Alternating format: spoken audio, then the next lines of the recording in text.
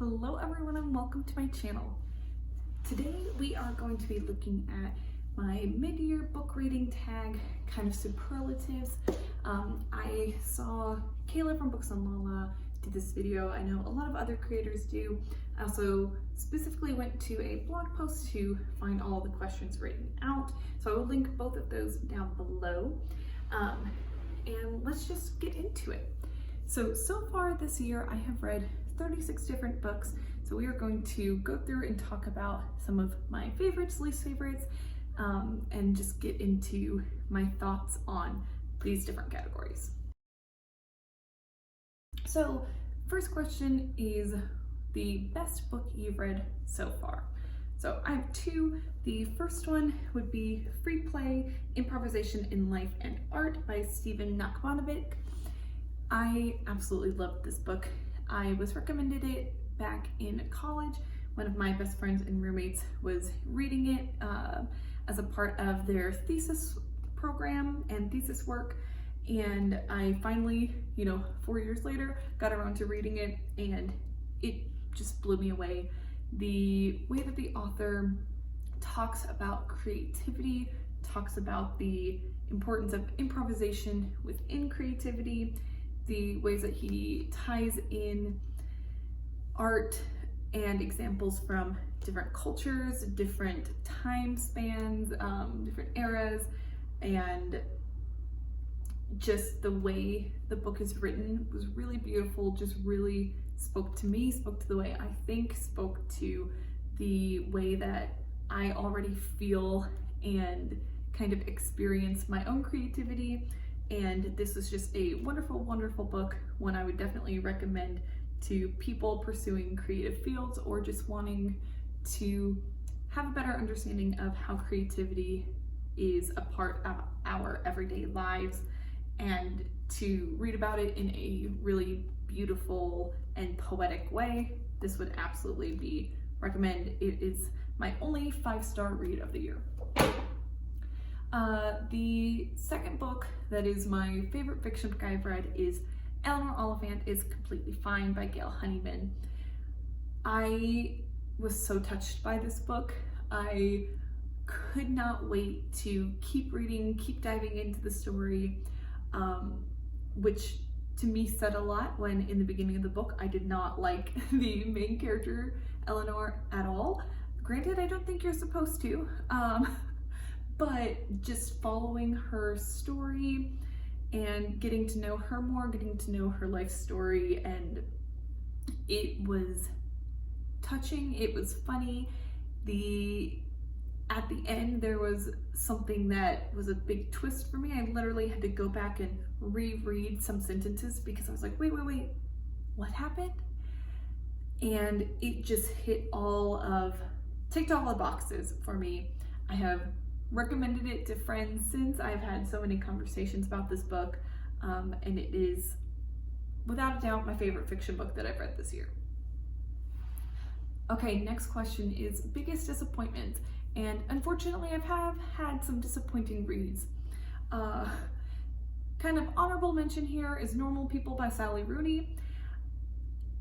I had heard about this book and this author for a long time, had different booktubers and whatnot that I read had recommended this.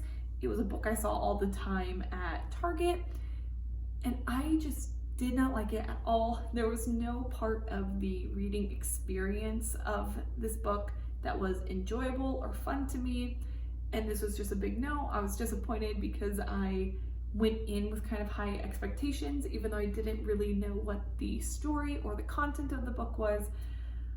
I was expecting that it would be something really good, and to me this just was not interested, and was not drawn into the story, and I'm not really sure what the point of it was, so this was a big letdown for me. The other two were also really big letdowns. Those are Happy Place by Emily Henry and In the Lives of Puppets by TJ Klune. These books also released on the same day in April. I don't know if that means anything, but they did, and both of them were letdowns. So I'll start first with Happy Place by Emily Henry. This was the fourth of her adult literary romance books that I have read. I had really enjoyed her other three. You know, had some that I liked slightly more than others, but pretty much all of them were over 4 stars and had been really fun. I was excited for this to come out, and it was such a letdown. I felt like this book felt long. I thought it was boring. I thought the characters were annoying. I was not rooting for the main love interests. I was frustrated at their behavior through most of the book, and also frustrated at the miscommunication that led to their breakup, and the miscommunication that is, or non-communication that is happening throughout the whole entire almost 400 pages of book. And I just didn't enjoy this.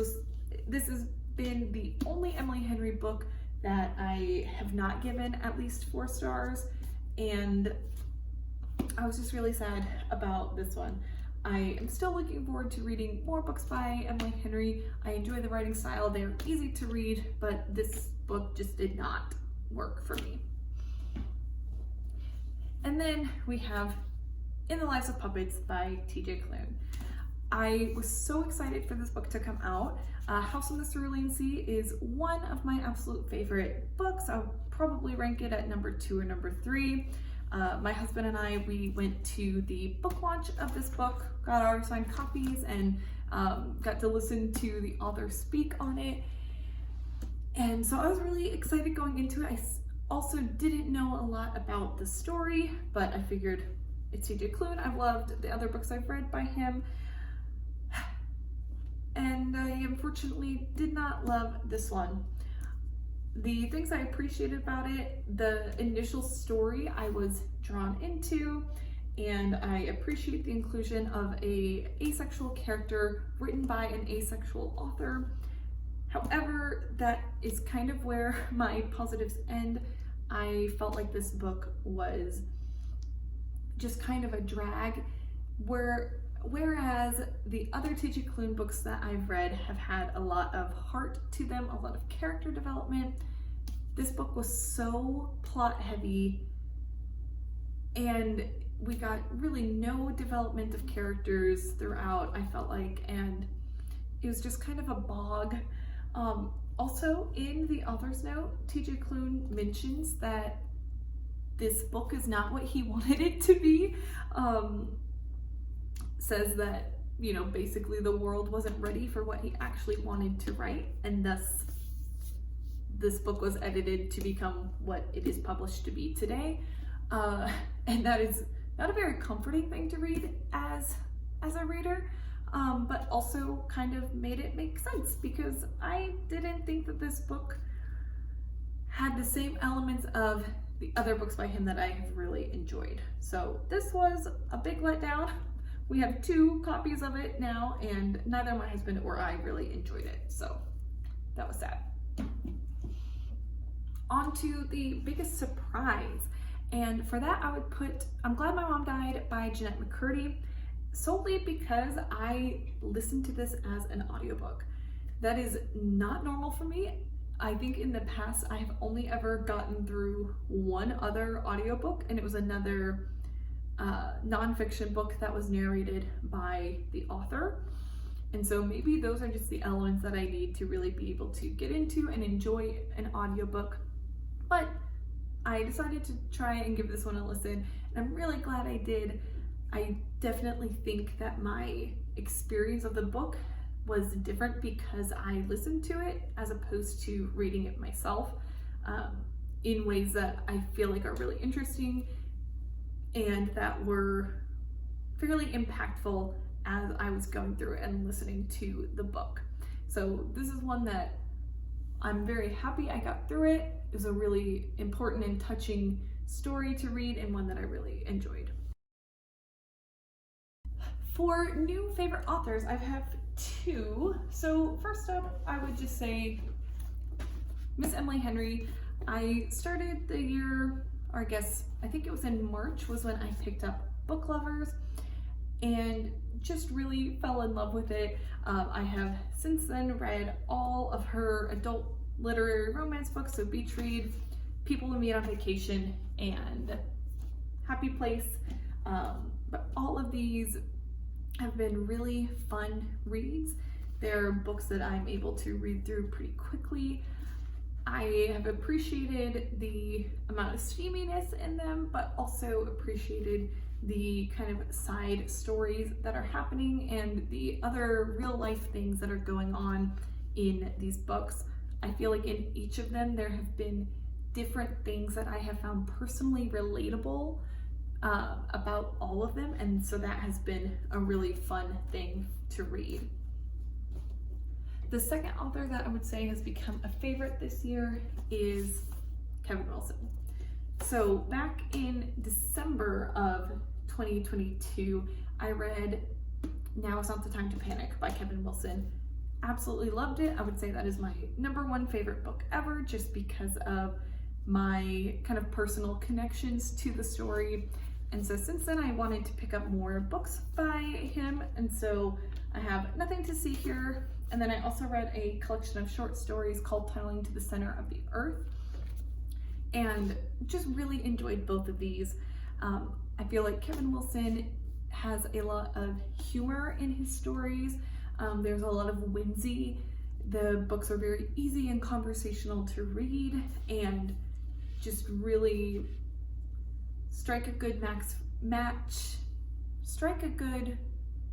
mix for me between something that is heartfelt but something that is also whimsical. And these have been things I've really enjoyed. Kevin Wilson also lives in Tennessee, and Now Is Not the Time to Panic and Nothing to See Here both specifically take place in Tennessee. Nothing to See Here taking place in the Nashville-Franklin area, which is where Nothing to See Here takes place in the Nashville and Franklin area, which is where I personally live. And so that is always a fun element of the story, is to have that kind of personal connection to the location where things are happening. So those are things I've really enjoyed about his books. On to a book that made me cry. Definitely As Long as Elementary Trees Grow by Zoulfa Katouh. This book was beautiful. It is really heartbreaking. It is a very timely and tragic read, but a story that is still told in such a beautiful way, and one that I think is a really important piece of literature in the time that we are living right now, and absolutely multiple times throughout just had me crying. For a book that made me happy, the first one I'll talk about is Book Lovers by Emily Henry. This to me was just so cute. It is so flirtatious. The characters, I mean, they just shamelessly flirt with each other, and to me that was so fun to read. I am not always a fan in books to read on page a lot of the electronic correspondence between characters, but in this one I thought it so worked. It like touched the part of me who, you know, was that person in high school, college, I mean my whole life, who would save text messages or emails from past boyfriends, and you know, just to reread and make me happy. And so this book kind of touched on that, and I just thought it was so cute. It made me giggle, made me blush, and was just a really enjoyable read. The other book that I feel like fits this category is Twice Shy by Sarah Hogle. This is another, you know, contemporary romance book. While I didn't give this book a great rating overall, there were some elements of the story that I thought were just kind of okay. This story is so cute, and it is one that has really stuck with me, and that one that I think back on, I'm like, oh, that was so sweet. And there are a lot of things that are just cozy and yeah, just sweet about this story that make me happy to think about, and made it a, again, enjoyable read at the time. So this is another one I've really enjoyed this year. On to the most beautiful book covers of books I've read this year.